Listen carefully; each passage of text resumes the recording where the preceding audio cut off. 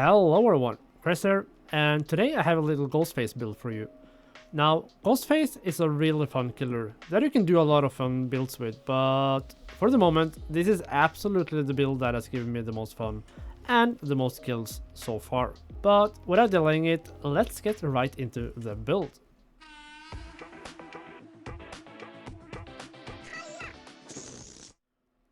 Our first perk is Fired Up. For each generator completed, we gain a 4% stackable buff that grants us speed bonus to picking up survivors, dropping, vaulting, damaging generators, and breaking pallets and breakable walls for the rest of the match.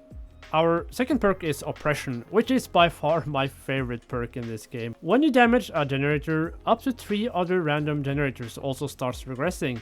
If there's any survivors actively repairing one of those gens, they will face a difficult skill check. Third, we have Jolt. When you put a survivor into the dying state with a basic attack, all generators within a 32 meter radius explodes and lose 8% of their progress. The gens that are affected by Jolt will also start regressing. And last we have Discordance, which is probably the most important perk in this build.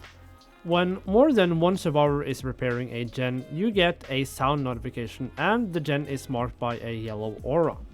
As for add-ons, we are using the driver's license, which is the bread and butter of this build. When you mark a survivor that is actively repairing a gen, that generator explodes and loses 20% of progress. The gen will also be blocked for 15 seconds. And last we have Walleye's Matchbook, which decreases the Night Shroud recovery time by 6 seconds. Now, with this build set, let me now explain how this build works. So, the idea of the build is to give ourselves more time in the game before the gen pops. If we catch any survivor working on a gen as we expose them, the gen explodes for 20% of progress, which is massive. If there are more survivors on the same gen, it won't stack, but the gen will also be blocked for 15 seconds, which also helps us as we finish our business with the exposed survivor. Optimally, we want to down the survivor near the gen that has been worked on, or any other gen that has been progressed to make sure those gens lose another 8% of progress. So, if we do everything correctly, we get one gen with 28% of progression lost, the gen being blocked for 15 seconds, a survivor on the hook, and if we are lucky, even a few more gens with 8% of progression lost. Now, we want to use Discordance for two main reasons. One, it gives us an indication of which gen is being worked on by more than one survivor, which is really important as that gen can be finished pretty quickly if we don't interfere. It will also guide us towards a gen where we are guaranteed to find a survivor, which is also really helpful. So, Discordance with this build is a really valuable perk. If you have watched any of my other videos, you will know that I love Oppression so much. And I still think it's a valuable perk as it more than often gives us an indication of which gen it's been worked on if a survivor misses a skill check. And a missed skill check also means another 10% of progression lost on that gen. And it can proc on multiple gens at the same time, so yeah, this perk is so great.